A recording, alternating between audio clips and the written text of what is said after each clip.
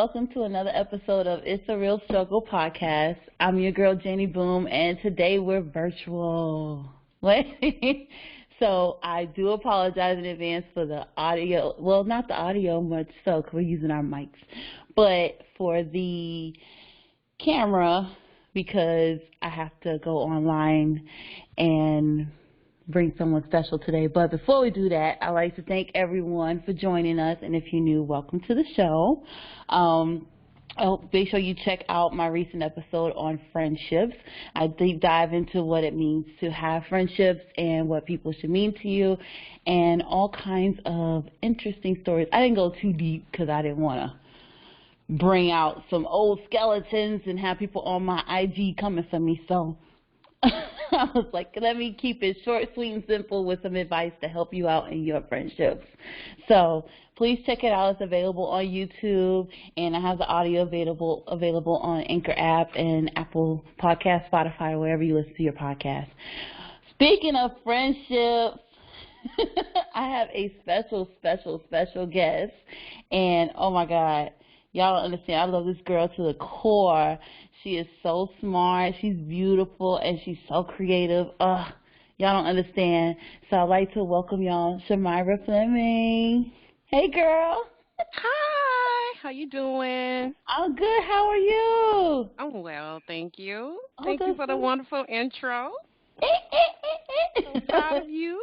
Thank you. I had to bring you on. This was way overdue. I wanted to bring you on the show to really talk about what you got going on. I mean, I wear your shirts, Creative Cafe. She is the founder of Creative Cafe, and she's a romance author.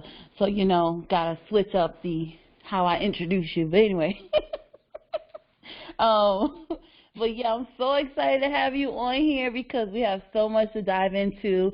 This episode is all about entrepreneurship, and I just really wanted to feature you because thank you. You are the blueprint of what it means to start from the bottom. Now we're here.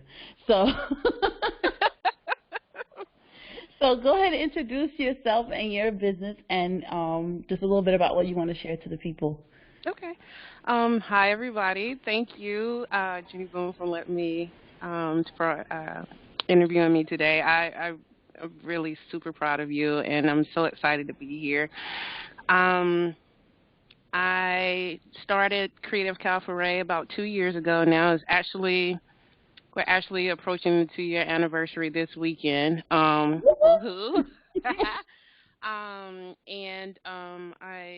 It's always been a dream of mine to start my own business ever since I completed my MBA program at High Point University about 12 years ago. I had thought about other opportunities to create a business, but it didn't really go anywhere. But in 2016, I started writing, romance writing, because I've always written and wrote poetry and things like that over the years, and started a book in 2016, which when my husband and I had relocated our family from the Boston area down to Maryland about 2 years ago, I decided I was going to pursue my business venture, full-time in addition to writing. And so that's how Creative Cafe was born. And through Creative Cafe, it's an opportunity for me to share all of my creative ways that I like to create and express myself through my creativity. So creative is basically, whichever way I choose to express myself, whether it's through writing, whether it's through investing, whether it's through makeup artistry, my merchandising, blogging, however way my creative exploration shows up, that's how it comes out. And Cafe is a Native American word for purple flower. It's typically used for a little girl's name. And plus I love purple, the color purple, because of Prince. And so I just felt like it was just perfect to marry the two, and that's how the name Creative Cafe came to be. So it basically means creative purple flower. And so I'm just thankful to be here today. It's still a growing experience. I'm learning each and every day. But as I learned that in business you have to be able to pivot and go with the flow, and then, also make changes as things are happening with the business. It's never, it's not a straight line. So that's some of the things that I've learned, and one of the reasons. I mean, this is the reason why I started my business. Oh my gosh. See, you shared it so much and it was just perfect and niche. But when you talk about your business, it gives me a clear definition of what entrepreneurship is all about. A lot of people tend to see it as like, oh, it's success and you make all this money and you don't have to work on somebody else's clock, which is the best thing. However, there are some bumps in the road, and I know that we'll deep dive into that, Right. But it's just when you define of what your business is and your journey, like a lot of entrepreneurs, I know they can relate to being started from something from like an idea or a dream and really bringing it to reality. Yeah, to piggyback off of what you're saying, one of the things I think is very important for new entrepreneurs is to be able to have a clear definition of what you're planning on doing. You need to have a clear goal and a clear destination in mind. You're not necessarily going to reach a destination, quote unquote, per se, but you need to have an idea what your plan is and how to execute on those plans, because it's not going to always be a straight line, and so you're going to need to be able to pivot in those moments so that you can be able to get the best, so that your business can grow. It can start off small, and you can do things in small doses. It's easier to do things in small doses than to go big in the beginning, because if you make mistakes, that's when you fail. So if you start small, the little changes that you have to make things work for your business, you can keep it going and grow the business over time organically, and rather than being inorganic and fail in the process. Yeah, I agree with that. And especially during this quarantine, since we confined to our home. We got to find new ways to reach people. Yes. And a lot of people are talking about multiple streams of revenue. Right. And your business brings in multiple streams of revenue. Do you want to dive in on what type of business that you offer or services that you offer? Sure. As I mentioned before, it was important to me to be able to have at least 7 income streams for my business. It was important to me to make sure that each one of those streams represent the core why of what I'm doing this for, and that is for my creative expression, and to be able to bring forth something that is motivational, aspirational, and inspirational to the people that are engaging with me because of my business. And so writing, of course, is probably the number one thing that I do through my business, but then there's also the merchandise that I have created, the My Brand, which I've created. Got the shirt on. You're wearing a shirt. I'm wearing a shirt, My Tribe. So, and then also I do creative, like writing courses. Like last year, I did a romance writing event, which was really nice. If we didn't have inclement weather, we would have had a better turnout. But, things happen. It is what it is. But doing writing courses that, are workshops that, introduce people that have always wanted to write but didn't know where to get started, but allow them the opportunity to see how creative they can be, and give them prompts. And so that was that's another income stream. And then also, writing, makeup artistry. I just started dabbling in that. I completed my a program at the Academy of Makeup in Cockeysville, Maryland, as well as the Glow Makeup School this past year for continuing education in Baltimore, Maryland. So that is another opportunity for me to make another stream of income. And then investing. I'm still working on at least one more, but those are the 6 out of the 7 that I felt like that are really important to me. Investing is very important. Right now, I basically trade single stocks on the market, and I've had several stocks that I've purchased over the course of the last 2 years, and then I do some, and then I want to expand into options trading. So that is a goal of mine for investment. But I do want to be able to share how I was able to do those things with other people so they can do it too. That's so awesome. And congratulations on your certificates in the makeup Thank industry. you.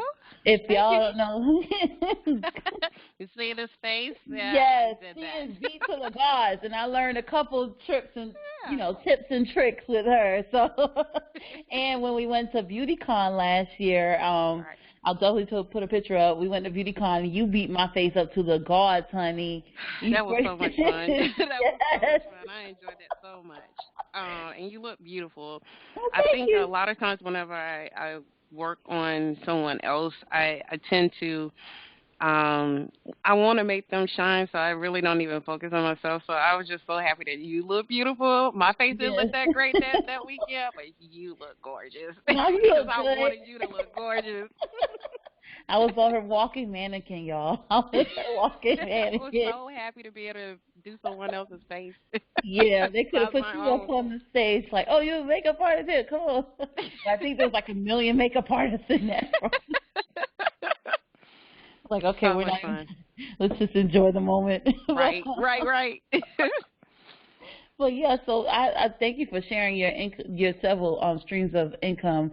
And I think that's something that a lot of entrepreneurs got to understand is that, yes, you can have one niche, but you want to try to dive into other things Right, to help invest your business overall. And right. you're You doing have to just, diversify. Yeah. oh, yeah, because it's just like investing, like you're doing the same thing when you have a business. So, Yeah. yeah, y'all listen closely. But anyway. We're going to take this time to get to know the founder. I do got some questions for you. Okay. So my first question is, what inspired you to create Creative Cafe? I think part of the reason why I was so inspired, like I said, my husband and I were relocating from the Boston area into Maryland about 2 years ago, and I had started writing my first romance novel. I had kind of started dabbling with a story in 2015, but it was based off of my relationship with my husband. I kind of used our relationship as the subject for that book, and kind of reached like a roadblock with that one because I Ooh. really didn't want people to be all in our business like that. So I kind of stopped that story. And then when Prince died, I kind of had this idea for this beautiful story that I wanted to base the two characters around him, and that is where it kind of was really born. Because from there, I really focused in on that story and wrote it to close, to finish. And Mhm. when we moved from Boston to Maryland, that's when I was like, you know what, I'm really going to pursue this seriously because the story was beautiful. It came out it was a really great story, and I told myself I was like, okay, now I'm gonna take this serious. Because I knew when relocating, it's not easy to always find work right away. Right. I knew that, and so I wasn't gonna use that as an excuse to sit idle for however long it took me to find another job. And so I just talked to my husband, and I said that this was what I wanted to do, and that I needed the support, behind me to see where it goes. And he was willing to do that. And from there, I was inspired to just go with this. And then from there, all of the other things that was born from it was just a trickle effect. Like it was supposed to happen. It was all of the things that I felt like was my purpose over the years. I knew that it was my God-given talent and purpose to be on this earth to write and to be able to share it with people. I didn't know years ago when I was growing up how that was going to happen, how it was going to manifest. But I've always written since I was young. And so when it started to manifest about 2 years ago, you can't stop God's way of allowing you of using you to be a vessel to express um, information or whatever He's trying to get out to the people. And so I was willing to allow that to be used. And so with that, that's the reason why Creative Cafe is what it is, and why I'm very very passionate and very, very protective over the brand and what it stands for, and the fact that I want it to be something that motivates, aspires, and inspires other people to achieve not only what to see me as someone that has achieved what I've wanted to achieve based on my passion, but see me as a model for what they can achieve too, and go out and get it. Yeah, I love that. Thank you for answering that. And the second question, so based on your genre of novels, is romance, Mhm. which is something like, oh, she write about romance? What is it? So, what's a common myth about romance writing, and can you debunk it? I think that is easy to do. Like anybody can do it. Um, I don't know if I can debunk it, but I just know that for me, I think there's a certain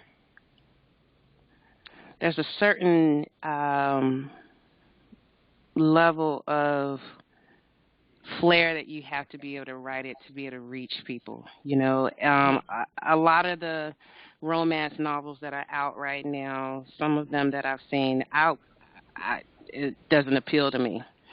I have a distinctive vision of how I want to portray my characters, how I want to portray the men and women in those relationships, and I think a lot of the novels today kind of have this. They've lost that element of it's an element of mysteriousness, and that Ah, draws you in and allows you to be able to want and desire. Like it should have this thing that draws you in, that's not so in your face. It yeah, shouldn't be so direct right. when you're talking about something so intimate. And if you're writing about romance, romance is, you could speak about a flower and talk about how delicate it is and how soft and beautiful it is, and not be, oh, I want to screw you. It's like Yeah. it can't be. You can't. you know, you can speak about a woman in that way and be suggestive towards what the man, or how the man and the woman interact, and not Mhm. and do it in a way that allows the reader to feel like, overcome with emotion, and also these feelings that they didn't really know that they had in them, without being so direct about it. And that's one thing that turns me off about some novels that I've read today, is that it's Mhm. too direct. Like, I want you to use your words to entice me to want to to be one of those characters in your book. Yeah. That's what I should want to read your book and feel that type of desire from your writing, the desire to want to have that type of relationship in my life.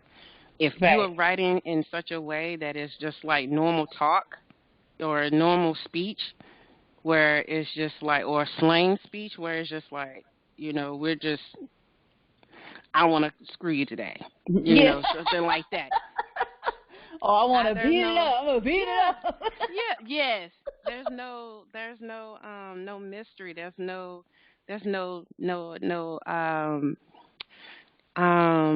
chasing that. Right. There's kind of like this with the writing. It's kind of like a chase that the writer is doing with the reader, to get you to want to be a part of that story. And it's my job to make sure that you feel that. It's my job to make you feel all the things that you didn't even know you were going to feel through Mhm. reading what you're reading, and not be so direct towards you where you're just turned off by the full fact that, like, you would be turned off if a guy came up to you and just said, "Yeah, girl, I was looking at you and I saw your big booty, and I think we should go." You would be turned off by that. I'm gonna Why would do I? like the novellas. I'm gonna slap you. Go, Exactly. ay. Exactly. So why would I write in that manner? I wouldn't write in that manner. I didn't grow up reading books or romance novels that wrote in that manner.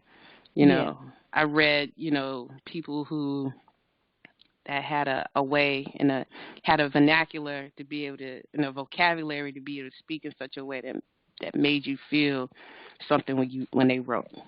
I agree. Thank you for answering that. So the third one, this is a good question. What do you wish you had known when you started out? I wish that I had known that this is a marathon and not a sprint, because That's good.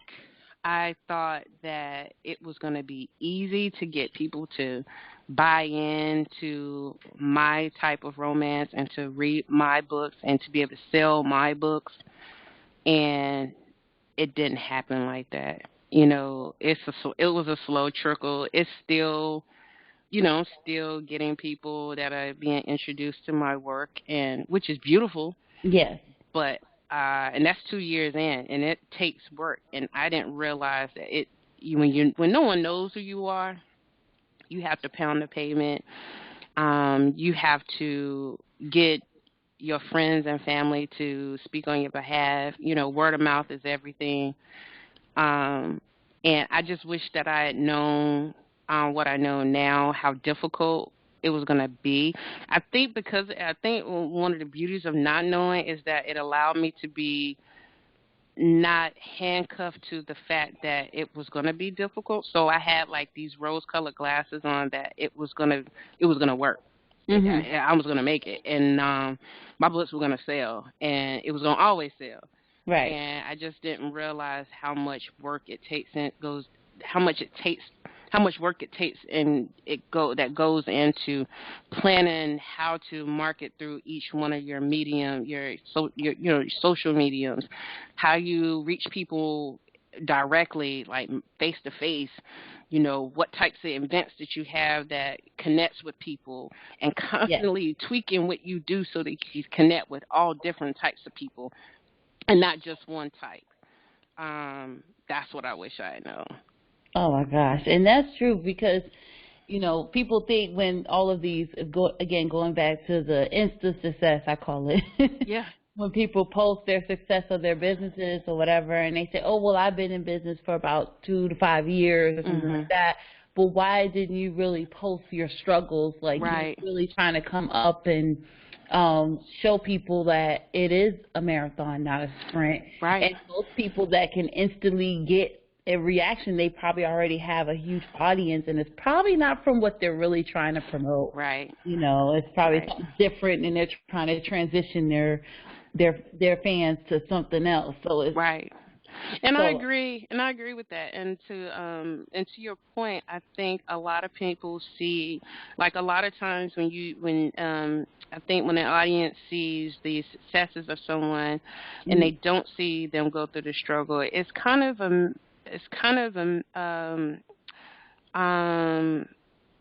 think people do need to understand that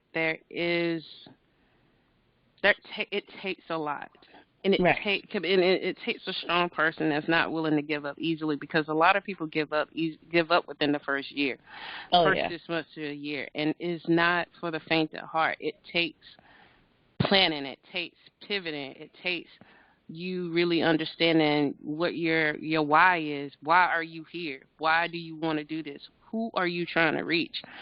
And I think when people see the successes and not the struggle, they get a false representation of what it took to get there. Right. And they think that it's cookie cutter and that it can be mimicked and just done overnight. And that's not necessarily true. Some people are just good at reaching folks and, get that viral moment, and it just takes off from there. Other people, it takes years to organically grow the following that they have, and make sure. And that's what I wanted. I wanted people who are organic following of people that really believed in what I was doing and what my work means, and not just people who follow and follow, or are following just to get a follow, or won't even purchase my book or my merchandise or anything like that. Like, I have a true message. It's not a gimmick. It's not phony. I'm serious about it. I'm very passionate about it. So, and when it grows to a point where people understands that, people will see what it took for me to get there. And I will be clear enough that I'll be clear in how I communicate that it has been a struggle to get here. Right. It hasn't been easy. It's still not easy. Oh yeah, no, not at all. So with that, given that you are a author and writing, like you said, is okay. It's easy just to write something, but the words are powerful. If you can engage your reader with the words, share with us. Do you have a special routine or ritual you conduct prior to writing? Somewhat. A lot of times I do. I definitely meditate. I meditate daily. That is something that's has become very important to me. I started doing that back in 2016, clearing my energy chakras and doing a meditation. At least started out 5 minutes and worked up to 20, and then now it's like at least 20 or 30 minutes, right before I go to bed. And then I also do, and that, like, I really enjoy meditating because it allows me to clear my mind. I definitely get really clear about ideas, and things are able to flow a lot easier because of that. Music is a huge component to my writing. Usually if I'm writing something, I will connect it to whatever I've listened to. It will inspire me. It'll give me a feeling or emotion that allows it to come out. And then that's about it. And a lot of times just being outside. If I'm outside or if I'm riding or I'm driving and I feel, I might feel something, look in the clouds or look at the sky, and I might see something that allows it, me to connect to an emotion that allows me to write write a piece about that. So it just depends on what affects me at the time, but usually definitely meditating and music is a huge component to my writing. Oh, wow. So basically the biggest thing is meditate. Clear the mind. Yeah. Your mind has to be clear. You have to be, because for me, it's allowed me to gain a lot of control over my thoughts and over how things filter in and how I filter things out. How I shut things off so that I'm able to focus. And it's important for me to be able to have a clear visual about what I'm writing. Like, for instance, and you and I have talked about this, and it's like for an idea for a book that I have. I was literally, my husband and I was literally, and my son was literally riding in the car to the Baltimore Book Festival, and we were listening to one of the oldie goldie channels on Sirius XM, and a song came on, and I wasn't thinking about anything but going to the book festival, but mine relatively was clear, and that song came in. I started singing the song a little bit, and literally an idea for another story came into my mind. So that's how easy it is when you are able to be in tune with the flow of your energy, and not allow things to clog it, and you're able to push those things out. That's how easily you can be a vessel for ideas and creativity to come through. Wow, that's really dope.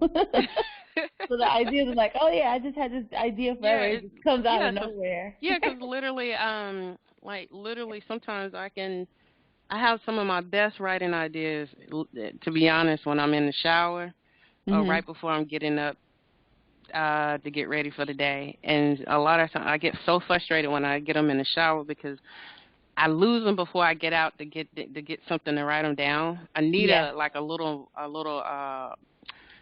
recorder so I can just record while I'm in the shower these ideas that I have. But and then also just before I'm about to get up, I have like these moments where I'm talking in my mind, and there's just like thoughts and like all kinds of thoughts that are coming through, and sometimes I'm able to get them down on paper, and sometimes I'm not.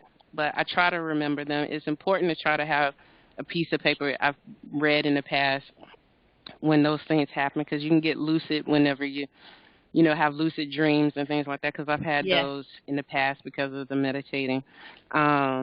is to have a piece of paper and pencil next to your bed so that you can write down thoughts as they come in the night or as you're getting up, because you will be clear so that you can get those types of creative moments.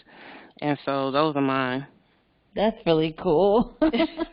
I like that. So this is my favorite question I'm going to ask. And I always ask, my guests of something like their top 5. So okay. so I hope you're ready for this one. So if you were stuck on an island for a year, what would be your top 5 books? My top 5 books. Okay.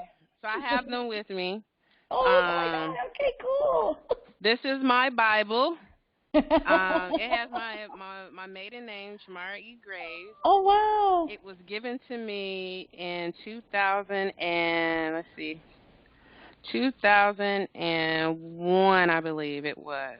No, May of 2001. By my Dow Corning family when I worked at Dow Corning.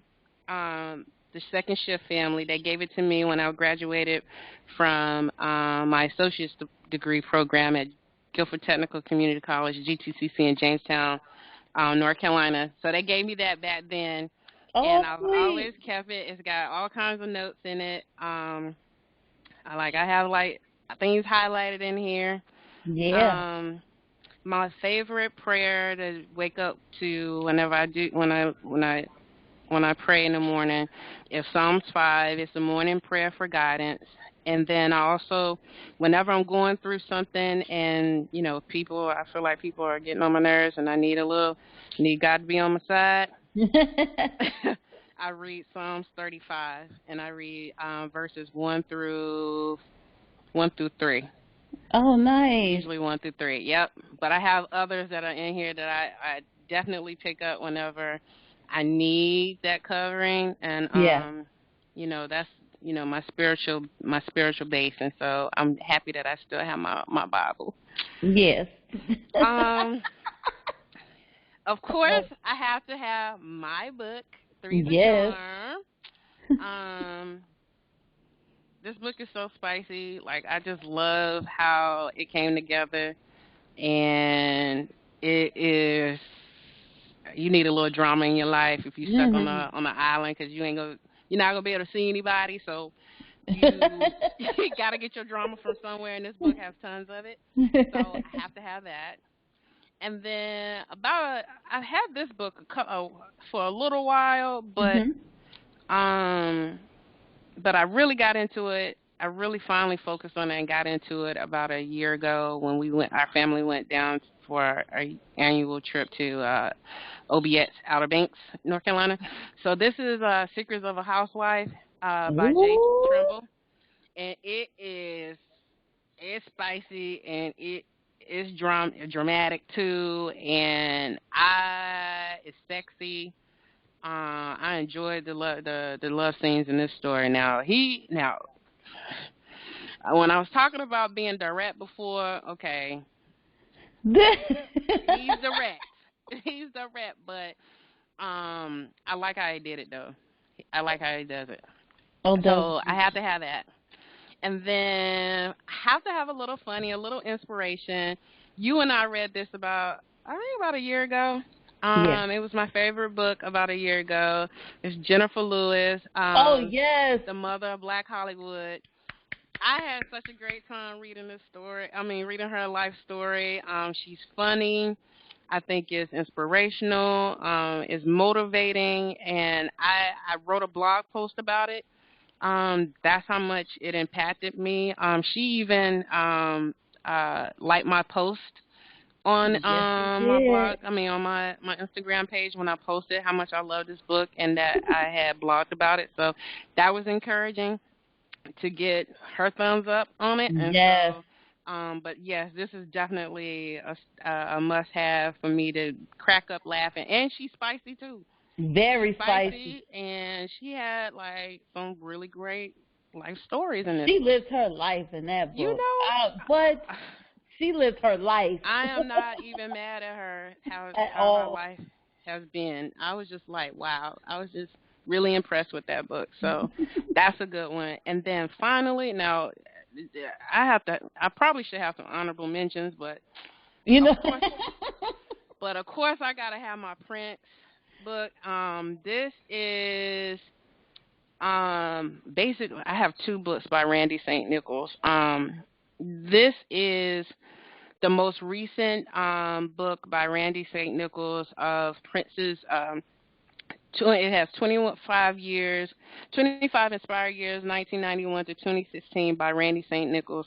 She was Prince's personal photographer, and Oh my she has God.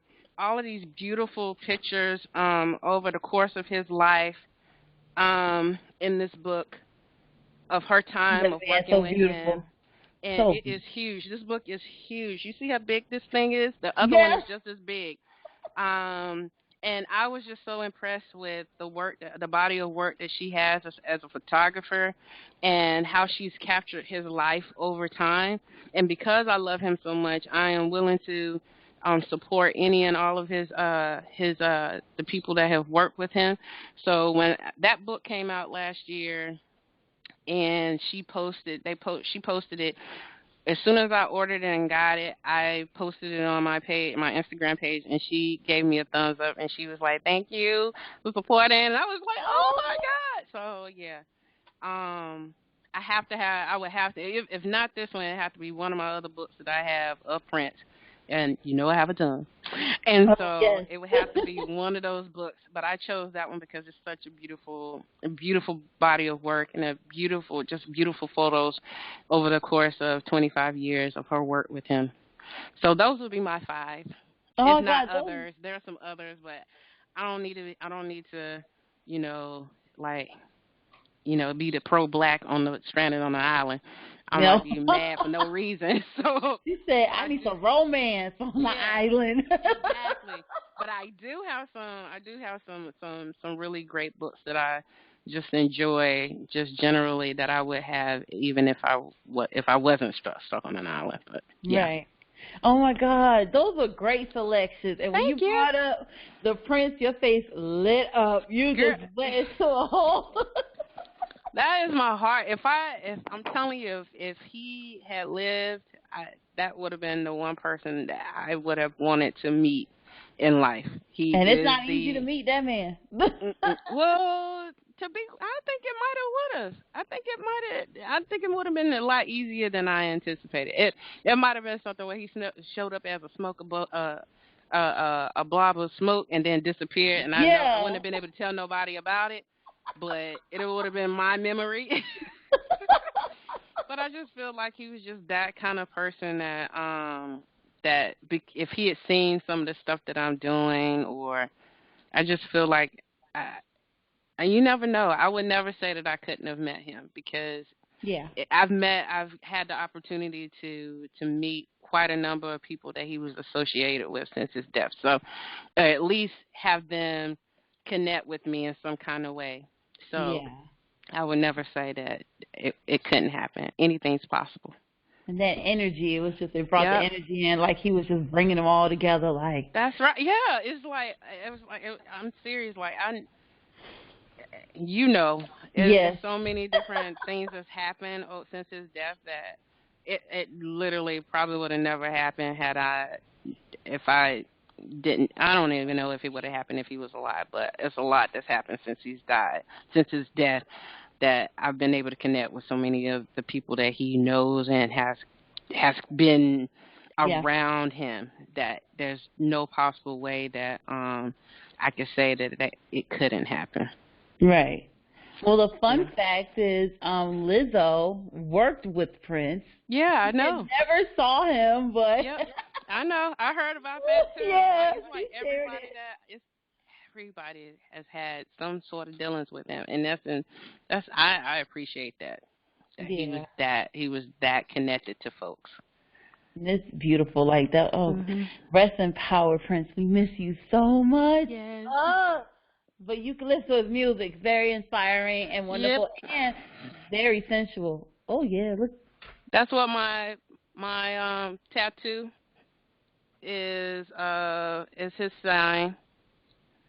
And then it has the purple rain uh tears, and then infinity hearts for my husband and my son. So yeah, I keep him with me always. Oh, ooh, Yeah. that look like it hurt. It, and then my bracelet, this is a bracelet that has his symbol on it, and then also his backup singer, Shelby J, Mhm. her symbol, and she's from my hometown of Greensboro, North Carolina, and anytime she's doing something, I try to support her too. But yeah, this is her bracelet, and she did that as to, in memory of him. That is so beautiful. Yeah. Oh my God. So yeah, we won't get emotional. Oh. Yeah.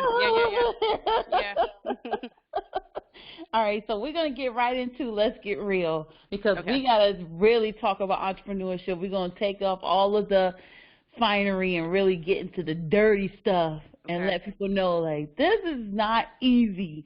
Me Right. doing my podcast, like this is a business, so I Yeah. have to treat it like it's supposed to grow and become something great. Right.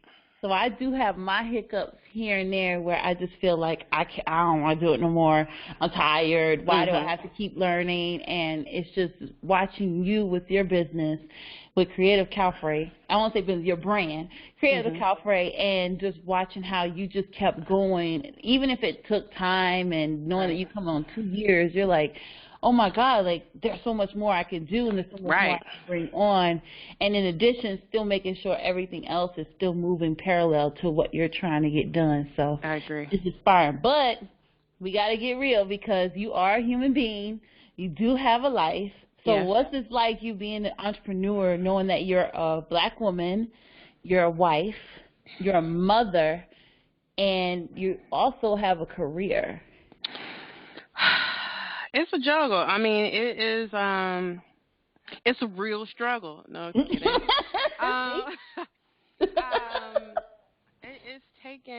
It's taken time to balance. I appreciate the time that I had, the year and a half that I had before I went back into the corporate world to work full time, to be able to grow and establish my business and brand and really understand what I wanted to do with it, so that while I'm working, I still know this is my goal. Oh, the other stream of business that I do is graphics, graphic design. Oh, yeah. Wait, we didn't mention that. I forgot all about that. Sorry.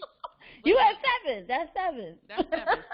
I was trying to figure it out. Okay, so sorry I got sidetracked.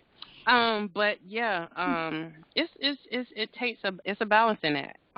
But you have to be. I feel like everything in life that I've that's gotten me to this point in my life has been building blocks to get me to this point in my life, and it takes discipline. I'm just thankful that I had, the life experiences as well as parents that, have, instilled in me the discipline and the guidance that I needed as a young woman, a young lady, a young kid growing up, so that I knew the importance of education, the importance of, building a future. There are some things that I learned after, being an adult, and being on my own, that I don't think I could have necessarily learned from my parents, that I've learned, from friends, that I've learned from other adults and from managers and other people that I've interacted over the years. So it's taken all of that experience to get to this point in my life so that I can make the decisions that I need to make to be a wife, a mother, a colleague,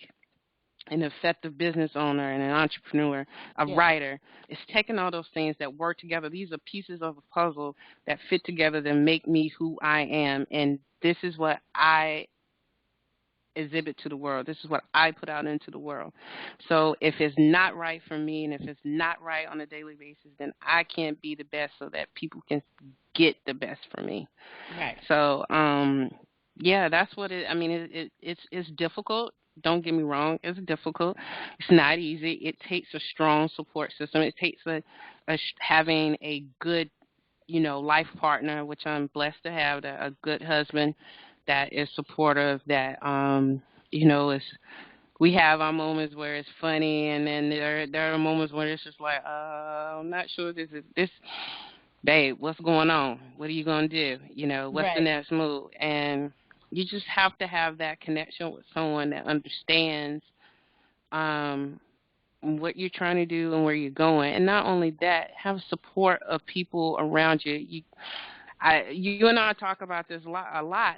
Yeah. When you start in this space, you have to realize that you're going to lose a lot of people. A lot of people are not going to be able to see your vision. They're not going to understand your vision, and your circle is going to become small, and that's okay. And it's going to change often.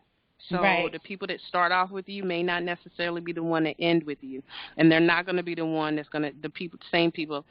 Many of the same people are not going to be with you throughout the entire journey. They are meant to be there at a certain point, a certain time, and then they move on. That's how it works, and that's okay. Um, but you have to be able to be able to navigate all of those pieces, especially if you're a wife, a mother, a colleague, and you got a full-time job and you're trying to build a business. You have to be able to know your places and all of those things and when to wear those hats. Sometimes you got to put every last one of those hats on at the same time. There are many days Yes. when I have to do it all at the same time. Right now, especially in quarantine life, Yes. I start my day, I do my 2 posts for Creative Cabaret. That's one hat. Then I got to be a mommy and get my son together, get him working on homeschooling stuff, and that's mommy's hat, Mhm. throughout the day. And then I'm working full time now, and I'm working for at least 8 hours or more. That's another hat. Then as soon as my husband walks in the door, we have to connect, and we have to be able to, have those moments of clarity between the two of us so that we could still be a strong unit. That's another hat. And Yep. then I have to check on family and friends. That's 2 more hats that I have to wear. And even though my circle might be small, you still got to extend yourself so that those people know that you love and care for them too. So it never ends. It's a balancing act, but you got to be strong enough to be able to do it. And most women are. A lot of men are too. Mm. But I'm speaking from a woman's perspective because I know what that feels like, and I know what it's like for me. And I just know that it's not easy. But when you have a good unit of people around you, you can do anything.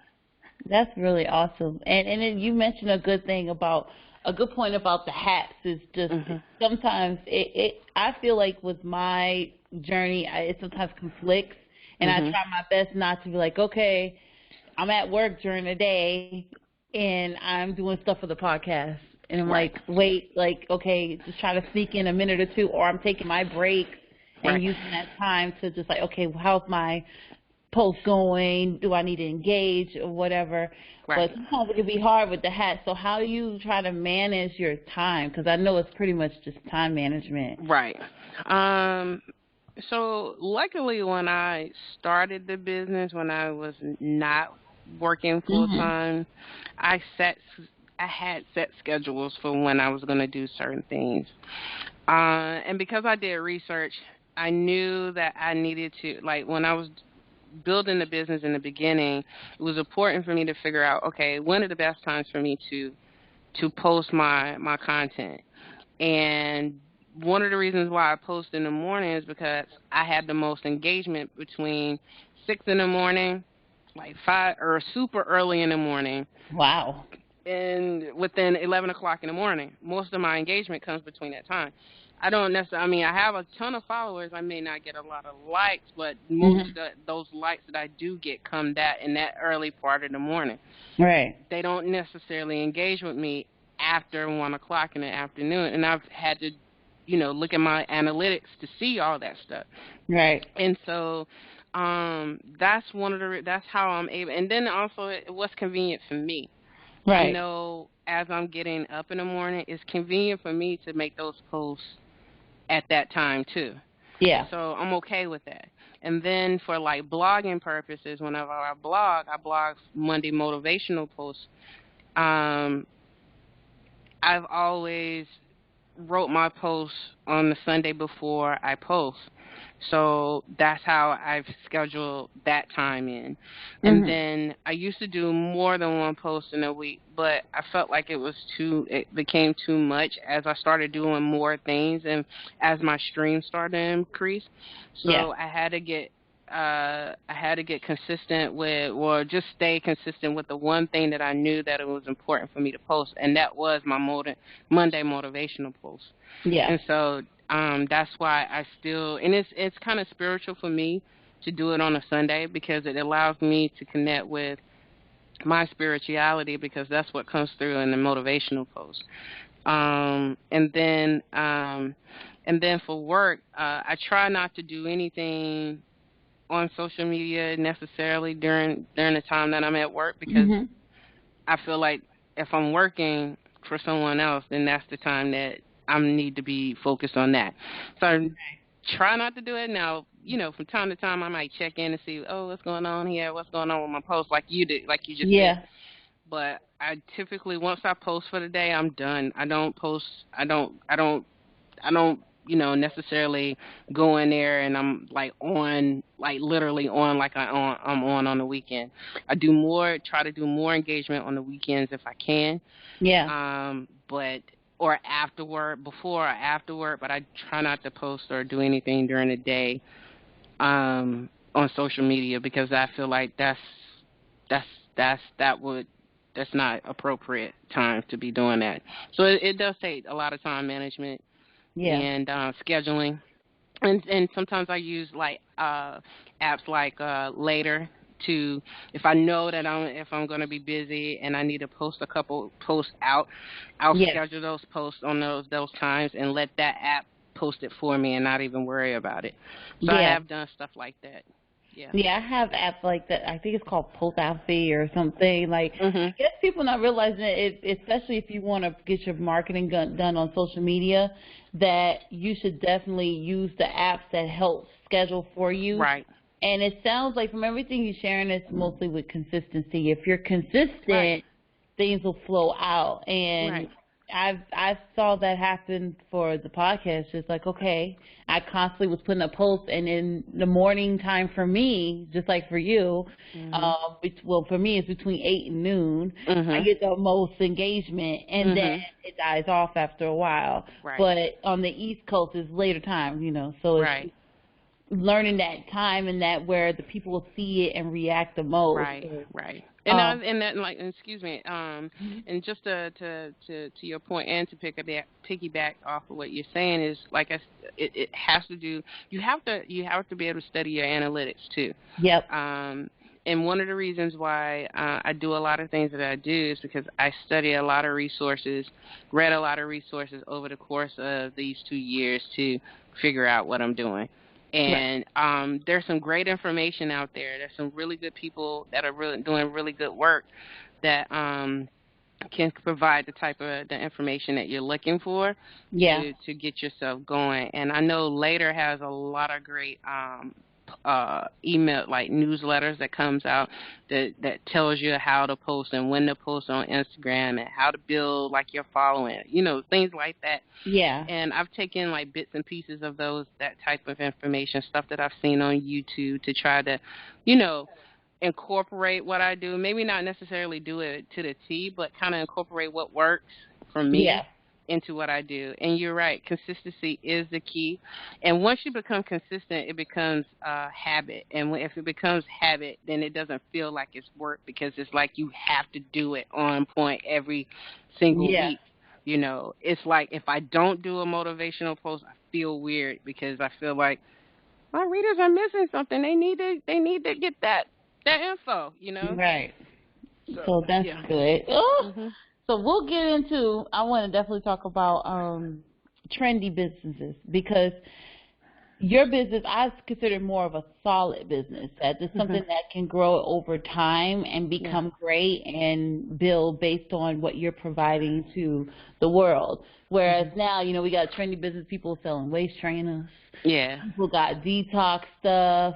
Right. They sell in t-shirts. I mean, you sell merchandise too. You have shirts but you also have like writing materials. So if you need a writing journal or a planner, like you sell that as well, and coffee mugs and all that. But I feel like a lot of people jump into going for the easy stuff to make a quick buck. Right. Where it's like, okay, that's only going to last you maybe a year, not even, Right. And if you don't have that following, like that huge following, like good luck on your sales. Right.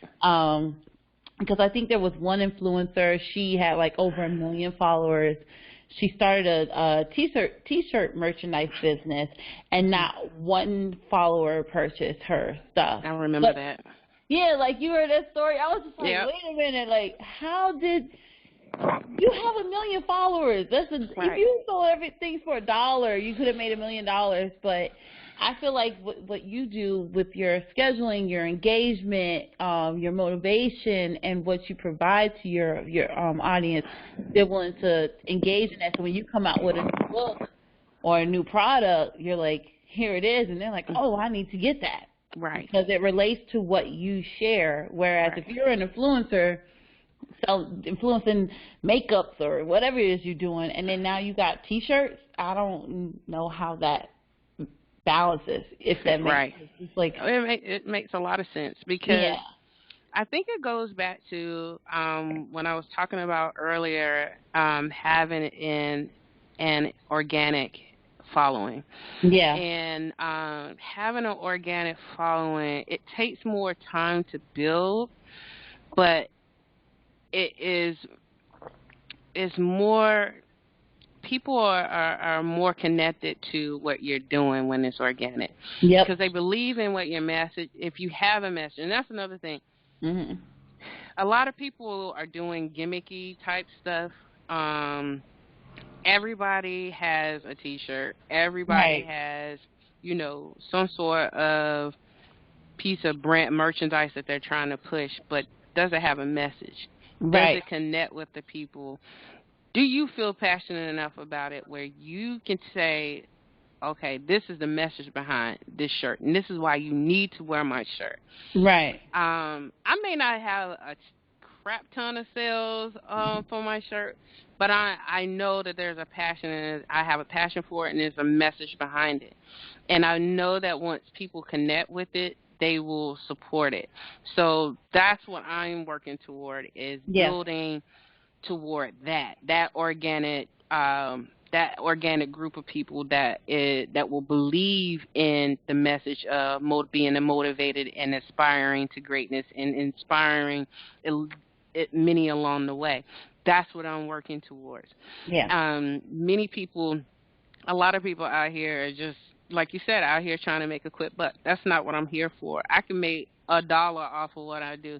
Sometimes I give my stuff away. Sometimes there have been times I've given my books away, just because I want people to have it. I want people to read it. I want eyes on it. I would do this if I didn't make any money. I did this when I wasn't making any money. And that's the difference between me and someone else that is out here trying to make a quick buck. I'm not here for the money. I'm not here to make $1. I'm here to share my gift.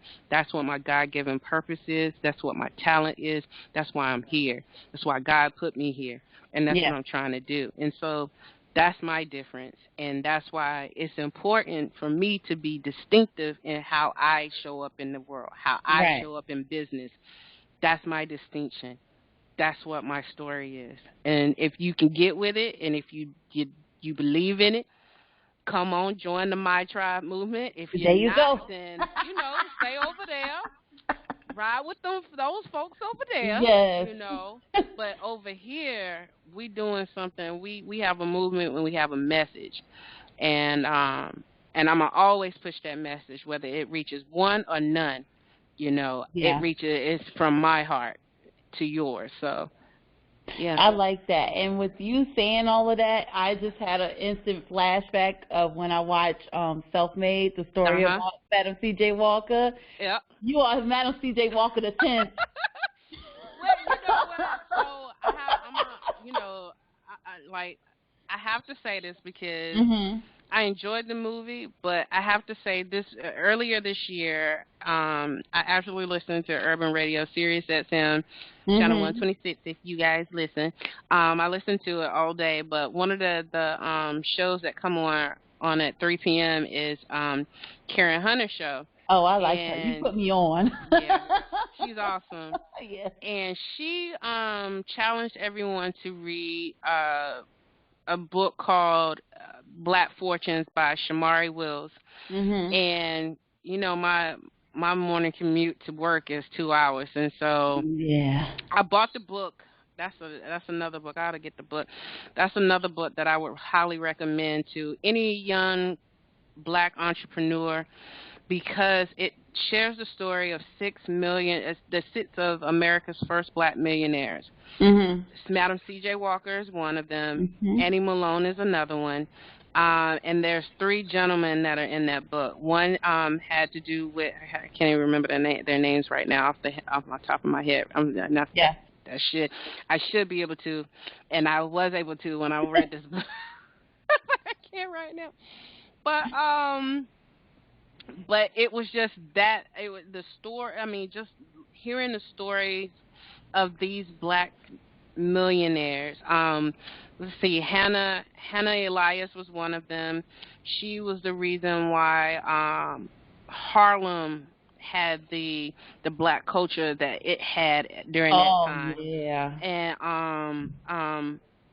And then they talked about how Black Wall Street was started, Yep. and it was a well done book, and I learned so much about Madam C.J. Walker's story and how Annie Malone had a huge part in getting her started, Mhm. and something that I didn't know at the time. And so when I saw the Self-Made movie, some of that story came to light, and it was just like, I was like, oh my God, this is, I mean, it was really good. It's really well made. But I Yeah. highly recommend that book for anyone that want to read about them, because we should know our history.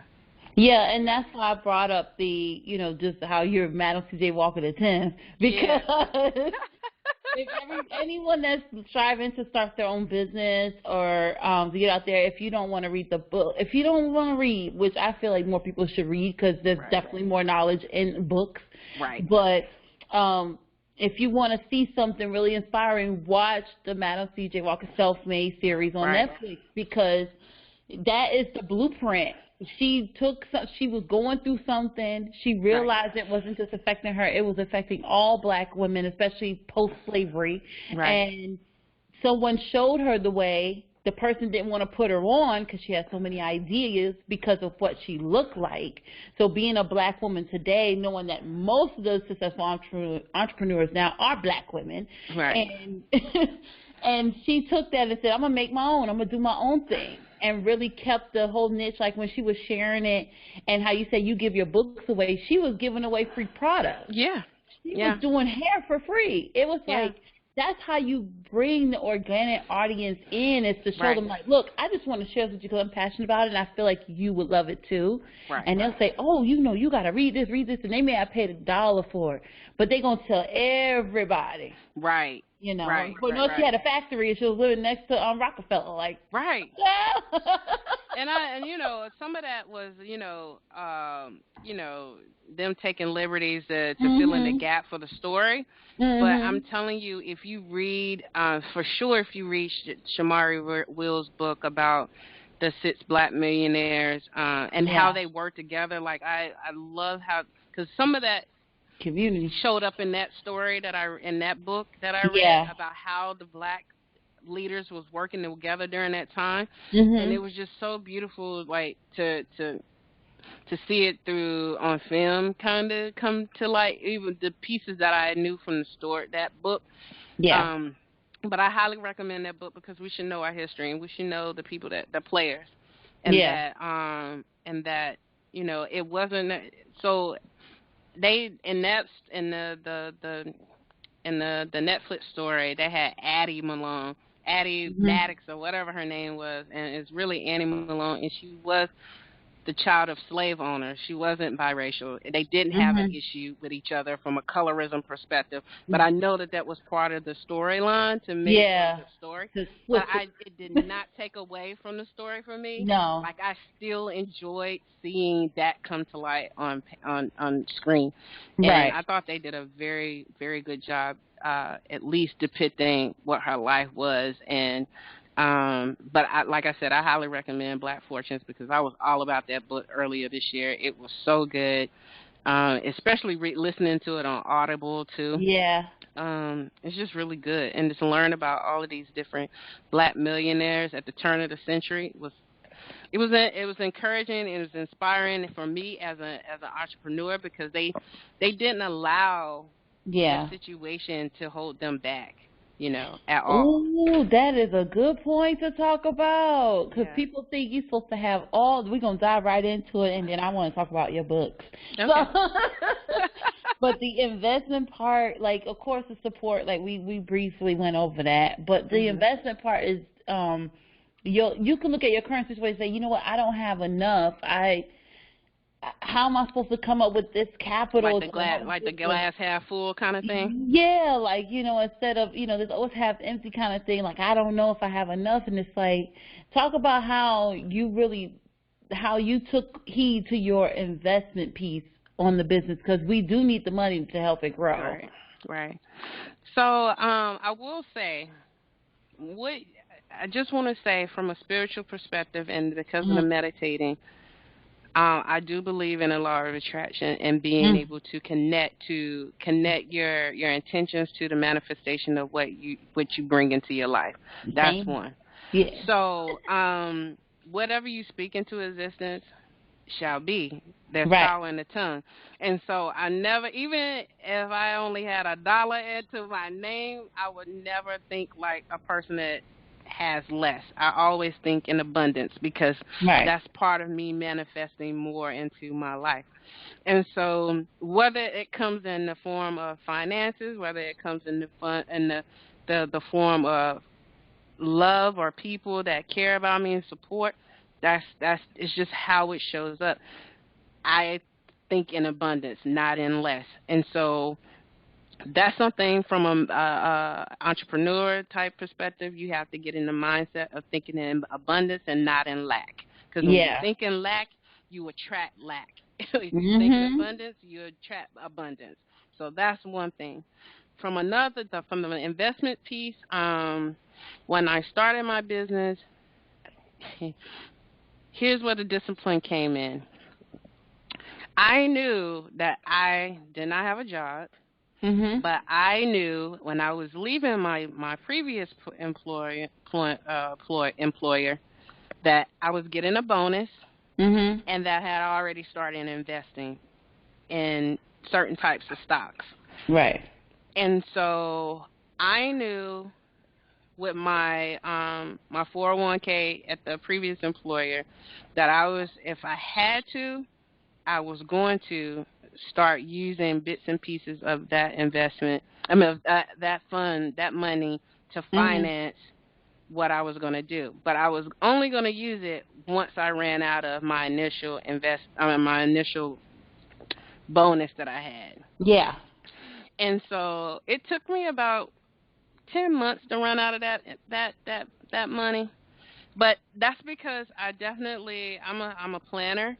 And so I knew the first month I was going to focus on, I need to focus on editing for the book. And then the next month, after I do editing, I need to look at copywriting. Then after I do that, like, you literally have to set a budget on what everything is going to cost. And start executing on each one of those things.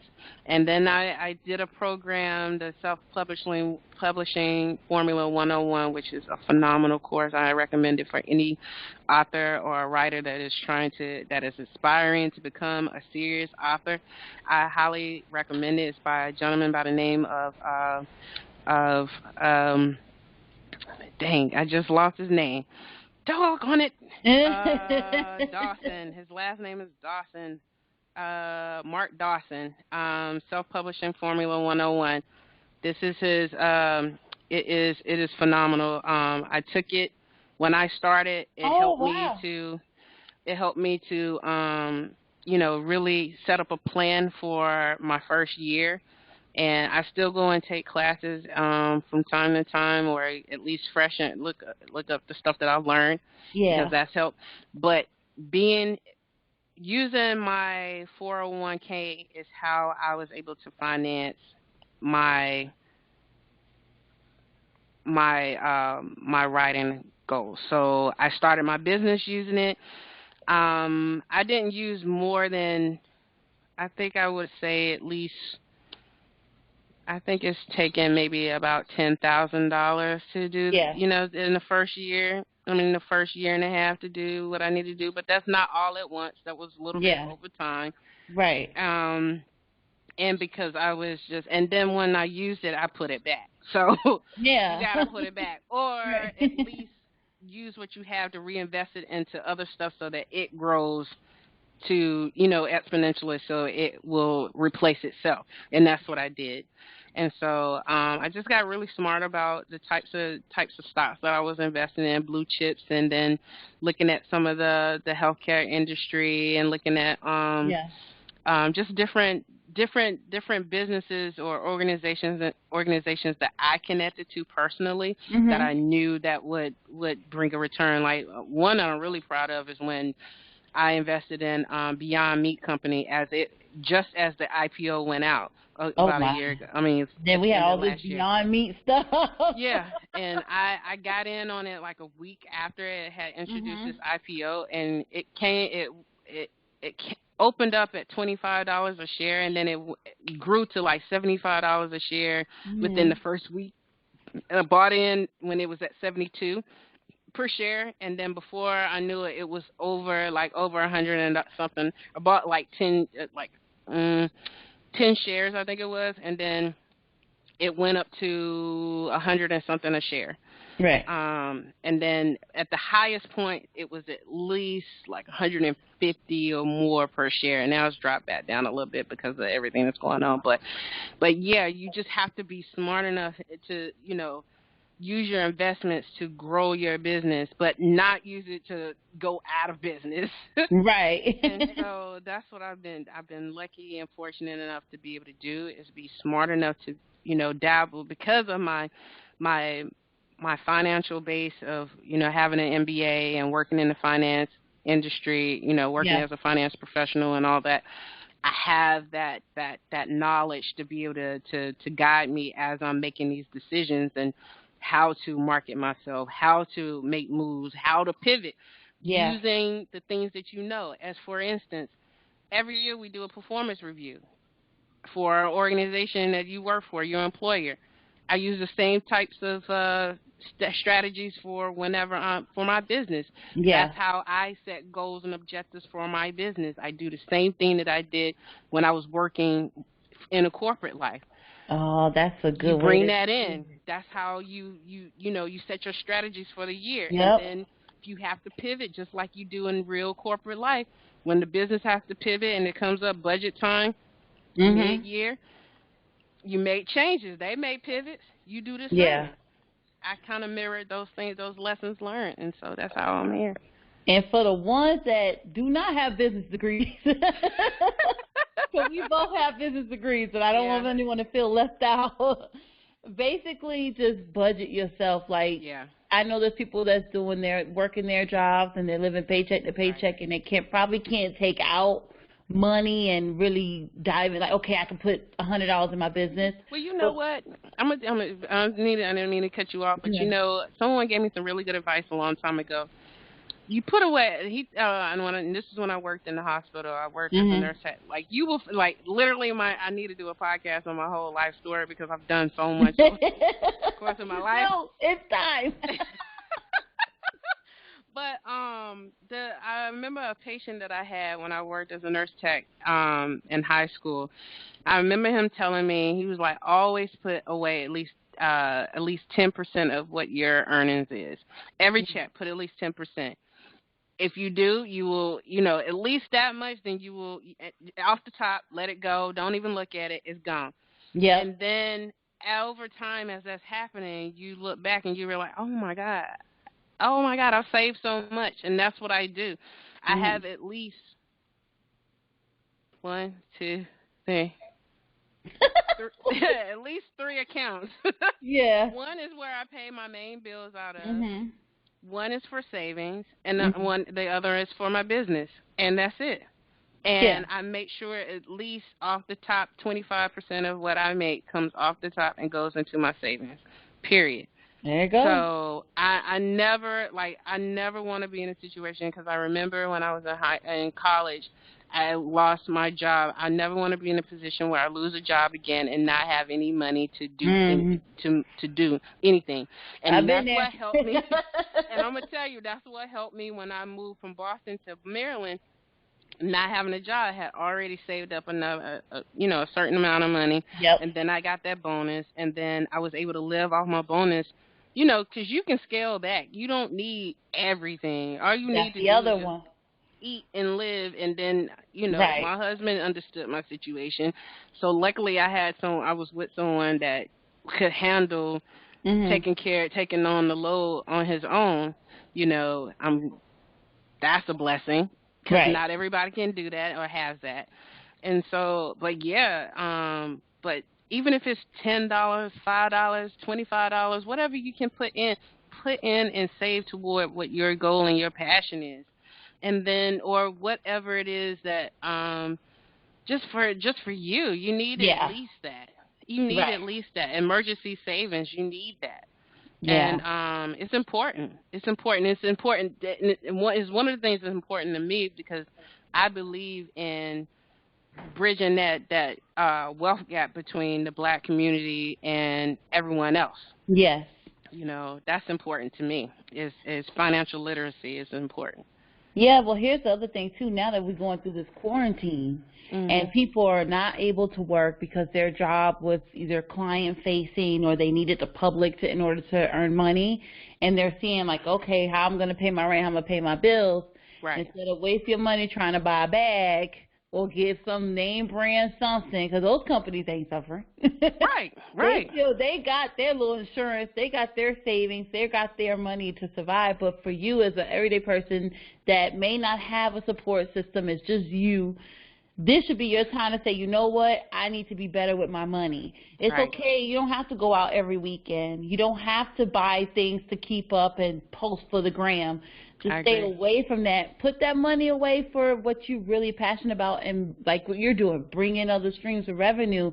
But like budget, like all I did was just take my little extra money and, was able Mhm. to be like, all right, I'm gonna put this to buy my stand. I'm gonna get another iPhone. I'm gonna do Right. this. Like I just took advantage of that and was like, all right, this is how I'm gonna invest. And then whatever money I earn, I put it right back.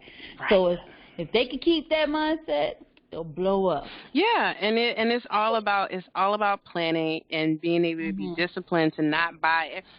Something, every now and then, we are human. You got to reward Mhm. yourself. I Of definitely course. need a gratification and reward myself. Mhm. And I might spend some money and buy a necklace or those Mhm. those sunglasses that I want. But it might be one Yeah. item, one big item that I get on this particular paid week.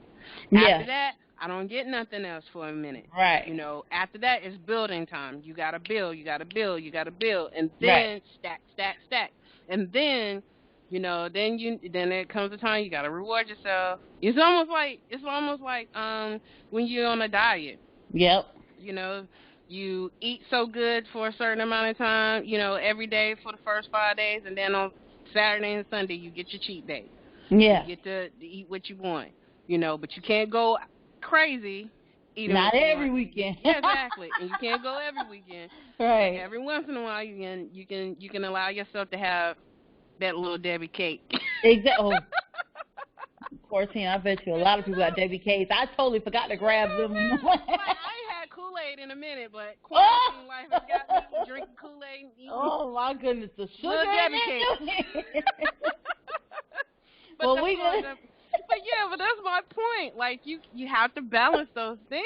It's important. We need that. Well, I think it's shared. So hopefully everything we shared about just entrepreneurship so far, hopefully it helps you all and just touch you in a way to say, okay, let me try to embed it and just educate yourself. Right. I always do it every day. Now I'm like, okay, I need to learn more video production stuff, how to do this, how to do that, and it's really committing that time because for you, like, you had to learn how to self-publish, which we're going to talk about your books, honey. This is what I really wanted to get into. Yeah. So I have this book here is the Violet Rose right here. Okay, it has a new cover now, but you know the older version. I was a part of the advanced reading, which was my first time in life. One of the original readers. Yes. One of the VIP Purple Charmers. She would send me a chapter or a few chapters and read. I'm like, oh my God, bring more. I am ready. I love this. This is so good. And the Violet Rose definitely you inspired to write this novel based on Prince, and you dedicated it to him as well. And you know, actually, it was dedicated to you. Wait, sorry, it was So wait, it had a quote from Prince. Yeah. And it was dedicated to her family, and I'm on there, you know. But let's talk about this book. Like, what was your process like? You don't have to go into like details, but just like in general, how you were feeling, and when you were writing this novel, because I love this book. So, it was so crazy because when I first started writing, it was just like a couple. I just wrote maybe like the first chapter, and I was like, this is gonna be good. And then, and I knew when I started, I was like, I really want to write a story that kind of was the embodiment of Prince, but it was like the female, male versions of him. And I wanted the male to physically, like, there's no other man that I can really, like, I did a post a couple weeks ago, about a weekend ago, last weekend. Yeah. I was like, there's no other man that I can post on this picture to look like what I envisioned Nate to be, other than Prince during the Graffiti Bridge era. Yeah. And so I had to post a picture of Prince during Graffiti Bridge because that's the visual that I had when I wrote Nate. Yeah. And I wanted them to be physical representations of him because forever we've always talked about how androgynous Prince was. Yeah. And how he was so in tune with the female, with women, and how he was able to connect with women, but also he was still like the guy's guy. Like guys fan out over him, even the thuggish dudes fan out over Prince. Just Prince, though. Talib Kweli was like, told his story, and I was like, what? He literally had a fan moment. Like, I was it's Prince. I mean, he has an aura. Talib Kweli. He has an aura. And like, literally when he passed away, all these stories, like, of people that because it was like, it feels like it was like one of those codes that if you met him or knew him, you just don't talk about that. And so when he passed, and all these people that I knew had these amazing stories about their connections with him and how they met him or had these moments with him. Yeah. I was just like, oh my God, everybody literally has one, except for me.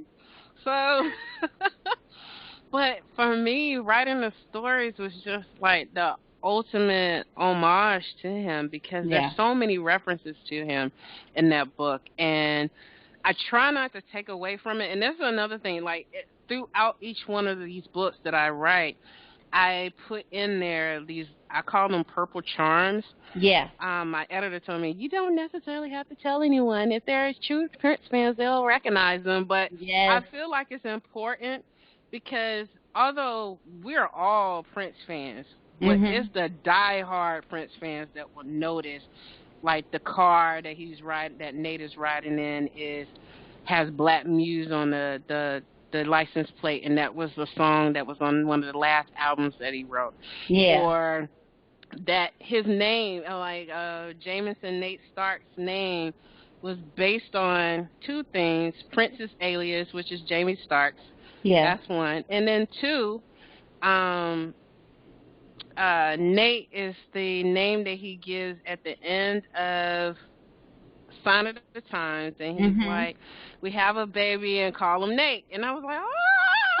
So Jamie Might said that name my sounds son like Nathaniel. Nathaniel, and that's where Nate came from. So, and then there's just like all these little references to him throughout, like things that I know because I did research and things that just popped up kind of interestingly just popped Yeah. up that I didn't know. Like I named Violet Rogers because his name is Prince Rogers Nelson, Mhm. but Violet because I was thinking of like a flower that I could call, you know, that was Violet, and that's Yeah. how that came up. But then I found out that he had a song by the MPG group called Violet the Organ Grinder, and that came up literally as I was writing. I was like, I didn't even know about that song. Violet the So, organ grinder. yep, Violet the Organ She Grinder. ain't fooling nobody.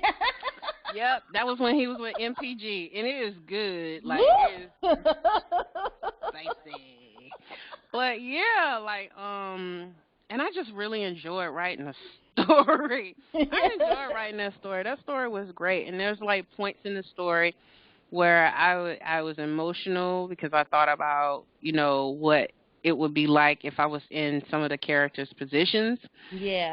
I try to tackle realistic and relatable issues in the story, like the relationship between Violet and Donovan was domestic violence kind of Oh thing. Just yeah, kind of that was a touch, deep one. Oof. yeah, yeah.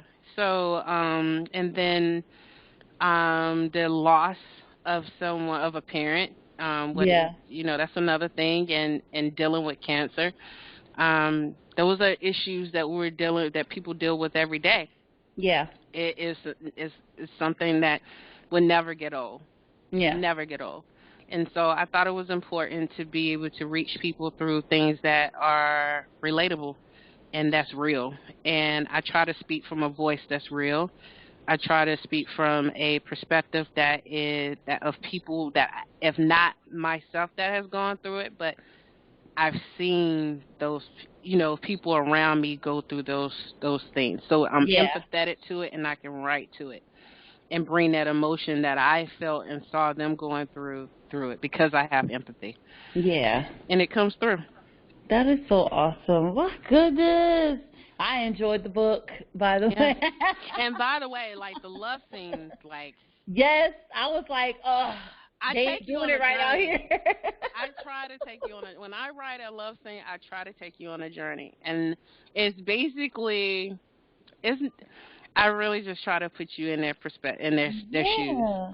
And you it know. makes you look at love in a different light. So that's why I Yeah, love about your words, and that's why it's so powerful. Because I'm a bookworm, and I yeah, love to read, and what engages me the most is through your words. What are you trying to share with me for me to imagine? I'm right. imagining what Violet looks like. This woman gorgeous on him. Yeah, And what Nate looks like, I'm just like, we're gonna say that's Prince, if yep, he was a normal yeah, everyday guy, yep, yep, So and what Donovan looks like, and what her friend, it was Robin, I think, yes. Robin looked like, and just trying to vision like what is that dynamic like, and then you, of course, both of these novels, the second one, Three's a Charm, we're gonna get in. Oh, this book right here, That people, right there. this That's the book bee's knees, right the cat's meow, here, drama. you know, that Which I is got the I cat's got to meow advance right there. read this book as well, but when she was complete with the book, she gave me advance copy to read. Yeah. And oh my God, talking about hours. I finished it in it took me a while because I was just adjusting to LA, but Yeah, yeah.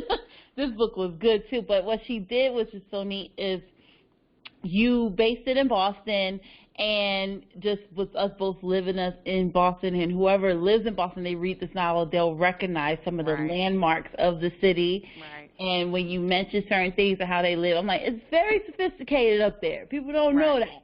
Right. It is. It's a bit Even the brown folks are. Yeah, the brown was very sophisticated. Okay, so but Threes and Charms, like it's the second series to second novel of the series, Purple Charm series, and that book you really dive into just this married woman. Yeah. Going in, honey. Yes. Like Yes. she yes. had her husband were having issues. Her husband was, of course, indulging in adultery and out there in them streets. And when she found out about stuff, it was her. She was doing it as well because she just knew, So, Right. and just her journey, like, so what really puts you in that mindset to really go there with it? So I will say, because we live, you and I, that's how we met. So, living in Boston had a profound effect on me, and I just feel like it gets a bad, or not necessarily the best rap or the best light as far as like black and brown people that live there, because we were there, and it's a huge population of us there, and they're very well educated, and they're movers. They're movers and shakers in that city. They don't stay still. Right. And so even the storyline for The Violet Rose took place in Boston, but I really didn't focus on the place that much there. It wasn't necessarily a part of the storyline as much. It was kind of in the background. It was the backdrop. But, and there are landmarks that I pick out there too, because she dances in Cambridge. There's a dance studio called Dance Complex that I used to belly dance at in Cambridge, and which is how I was able to write about her living on one of those back streets, because I went to a studio back there. Yeah. But anyway, so Three's a Charm, I felt like the city needed to be part of the fast-paced lifestyle that these two were living. That's one. Number two, where in the first book I wrote the whole book listening to Prince soundtrack. I mean, basically every last one of Prince's albums I listened to right in that first book. Yeah. The second book I was inspired by Tony Braxton's Sex and Cigarettes album, so I listened to nothing but Tony Braxton during that time. That was a good album. Yeah. Fuck Out of Here was my that was good. FOH was my stuff. That was my joint, and so I listened to that album. I even got a post on my Instagram when I started writing. That was what, as I finished the first book, I had already had ideas for the second book, and then I was just like, and I listened to that Sex and Cigarettes album. I was like, dang. And then all of a sudden, Monica's name came to me, and then I did the character development for each one of the characters. I knew for my characters, I always try to write them from a perspective for African Americans that are educated, that have gone to either HBCUs or maybe to Ivy League schools, but they've gone to some sort of HBCU first, and then to an Ivy League institution. And they are prominent within their community. So they're actually doing stuff in their communities. And when you read the story, you realize that Monica is a successful sports attorney. Yeah. Derek Longwood is a aspiring politician within the Boston community. Yeah. And Adam Starro is a successful plastic surgeon.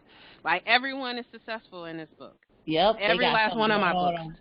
All of my books, all the black people are successful because they're African American, and that I wanted them to be written in a life where, even though they're dealing with stuff that everybody deals with. Yeah. I wanted them to be in a positive light from a professional perspective. They might be dealing with drama, but they are professionals. And I thought that was important. And I wanted them to speak from that, but also stay true to who they are as people, because African Americans code switch, so we're able to walk that fine line, and you see that through the book. They code switch in the book too. Big time. And it's just really cool. And it was really cool to write about Boston in that light and see it from their perspective, and them going to the vineyard, Yeah. Martha's Vineyard, and having houses, huge houses that's on the vineyard, and just you know stuff that we typically may or may not see unless you're exposed to it. And thank Yep. God you and I was exposed to that kind of stuff, Yeah, especially and when got we was there. yeah, and we got to see life from a different way. So when people talk about how Boston can be racist and things like that, I get it, but I didn't really experience it when I was No, there, to and to be be honest. honest, it's everywhere. So Yeah, but in Boston there is you gotta grind and hustle. It's yeah, just like New York. Like there's yeah, racism in New York too, but guess what? exactly. You can overpower that by just continuing to grind and do your thing. Right, Whereas in the South, and I've noticed here on the West Coast, they kind of like use that as a crutch, and it's like, no, continue to push and do you. Well, right. like Tyler Perry said, create your own damn table. You Exactly. know? And it's just amazing to see the lanes that African Americans that are making up there. Yeah. And I just felt like it was important to bring to the forefront that they're, like I wanted to see some people doing some stuff there. And Right. it was fun writing about that drama. Like Yeah. I just cuz I don't necessarily my relation I'm just going to be honest. I don't deal with that kind of man. Yeah. Thank God, I don't deal She's with like, that I'm kind of married, stuff. girl. I'm married. Yeah, and then, but at the time I was writing it, I was actually watching a lot of reality TV. I had just started Yeah. watching Married to Medicine, Ooh, I and it love was that like show. 2 or 3 seasons in, Ooh. and I got a lot of inspiration from them. It was like, this is Yeah. some craziness right here, and so that helped. That helped the story too. But I Yeah. just wanted to tell a story of a woman that was going through some issues with infidelity in her marriage, and then I wanted to flip the script. I wanted to be like, Mhm. what would it be like if she decided, you know what, screw this, you do you.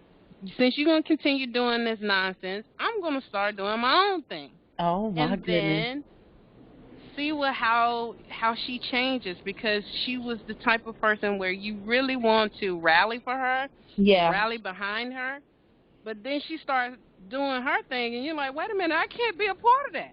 Right. Like, it challenges you. I wanted to push it so that it's almost as if where you have to think, well, dang, am I for this, or am I like I want you to be on the fence. I want you to Right. realize that in relationships and situations like this, that it will push you. It will push you to the limit. And I wanted to see what it was like for the reader to feel uncomfortable, because you can't be her cheerleader Yeah. after all the Yeah. crap that you No. see her do. By the Yeah. end, you're like, oh my God, I can't cheer for you. You over here with this dude, and you with that dude, and you okay with being with your husband too. Oh. Like, I want you to feel like, oh my God, what am I? Who am I?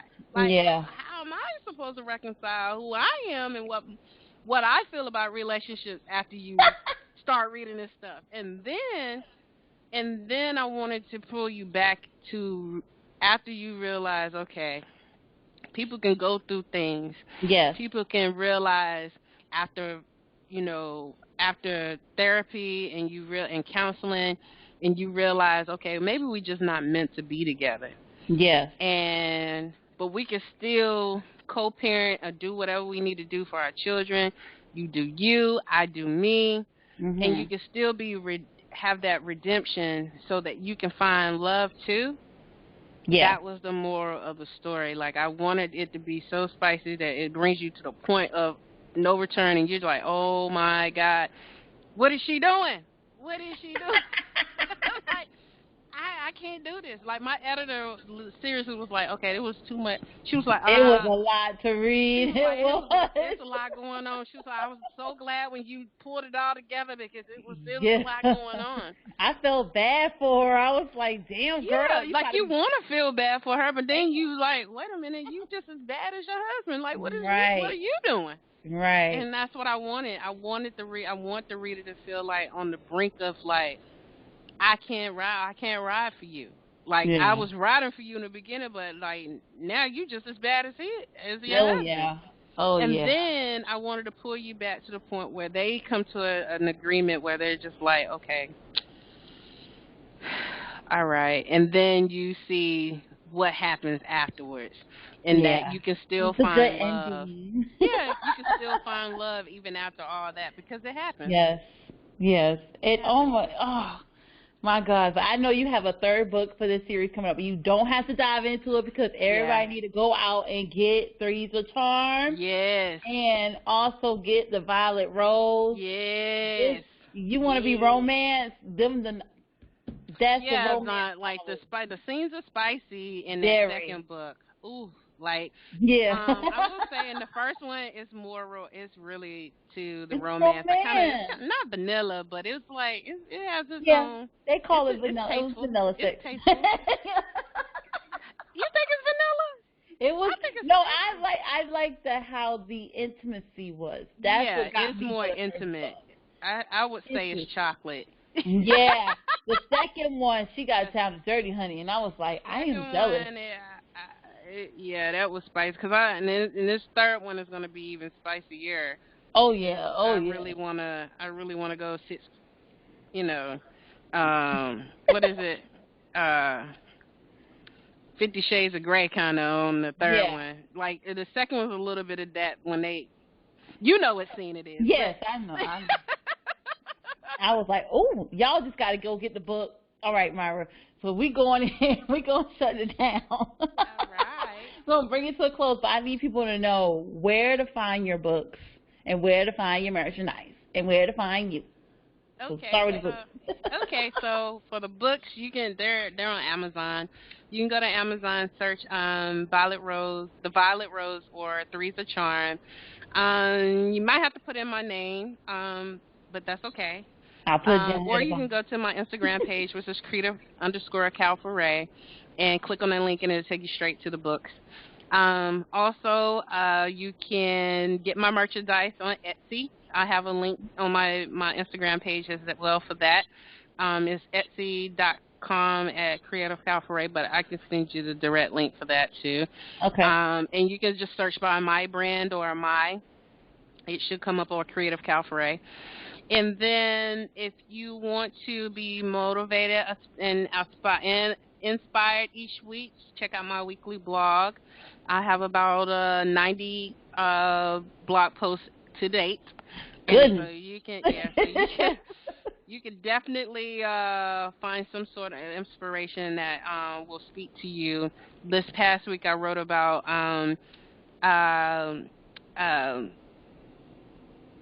what is his name, Jen? Shabadoo. Shabadoo, yeah, the break dancer. Yes, I wrote about him. Adolfo Shabadoo Quinones, also known as Ozone from the Breaking movies from the 1984. Was he Puerto Rican? Yeah, huh? Was he Puerto Rican or was he mixed? He's black. Oh, he was black. He's black. I thought he was New York Rican. I thought Rican. it was something too, but he's black. Oh, he always says he's black. Oh, he looked like a New York Rican to me. He do. I dated a few of them. I ain't messing with you today. You gonna have me writing another story. So I wrote about him last week and how he's inspired me when growing up, and how coming back and revisiting some of the things that he's doing today, how that's inspired me today. So check out that blog post. It's pretty cool. And then if you just want to get in touch with me, email me at creativecalforay@gmail.com. I'll answer any questions if you're looking to get started. I probably should do a post or something that will give you some resources to get started into romance writing, but I'm happy to answer any questions. And I just thank you for the time and for listening, and good luck. And I hope that something I said or done today will motivate, aspire, and inspire you to do. And so your social media platforms? Oh, Instagram is creative_Calforay. Mm-hmm.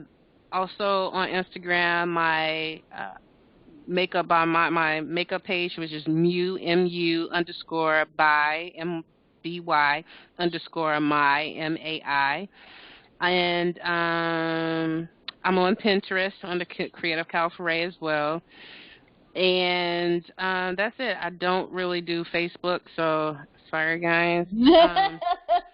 But you can also subscribe to my on my website www.creativecalfaray.com.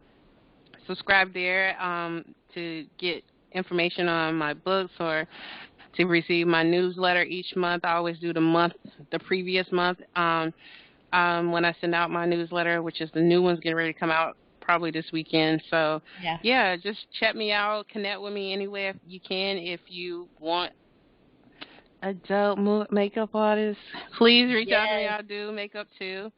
She'll beat your face to the guards, honey. Yeah, if you need graphic design work, I do small projects like flyers here and there and some social media type stuff, but I don't do large projects. So, but I can give advice if you're looking for that. So reach out to me for that. Yeah, that's about it. Thank you so much, Myra. You're welcome. You're welcome. I'm so happy you got on here, girl. I know, we doing it in the quarantine. I know, it's a real struggle, but we got it in. And we got enough time. Yes, I got to get my sweatshirt so I can wear that on my future episodes because I just want to wear your shirt and that's it. Yeah, this shirt, I mean, I love the shirt. If anybody wants it, it's called My Tribe. Join My Tribe movement. Yes. I mean, it's, you know. I love it. And you can find, so real quick on my stuff, you can find It's a Real Struggle Podcast on Instagram at It's a Real Struggle Podcast, Twitter at Real Struggle Pod. Also, this episode will be available on YouTube. Just search It's a Real Struggle Podcast. The audio, of course, I'm on Anchor app, honey. And Anchor app has blessed me to be on all other platforms. So I'm on Spotify, Apple Podcasts, Google Podcasts, or wherever you listen to your favorite podcast. Tune in to It's a Real Struggle Podcast. And Facebook, I have a Facebook page. It's a Real Struggle Podcast. And if you want to hit me up, you can hit me up on my personal Instagram. It's at Miss Jenny Boom. That's at MISS Jenny Boom. Or if you want to reach out to me, here get more information about the wonderful Creative Cabaret and Miss Myra, you can email me at itsjennyboom@gmail.com. Or if you have a question for me, hit me up on itsjennyboom@gmail.com. That's itsjennyboom@gmail.com. And this is another episode of It's a Real Struggle Podcast. Myra, thank you so much. You're welcome. Thank you for having me. That's awesome. And y'all, as always, stay hydrated. Take care of yourself. Don't be doing all them shots and crazy stuff. This is the time to take care of yourself during this quarantine. And go get the books, the Purple Charm series, Violet Rose, and Three's a Charm, and keep your reading on. So, as always, y'all, thank you again, and peace.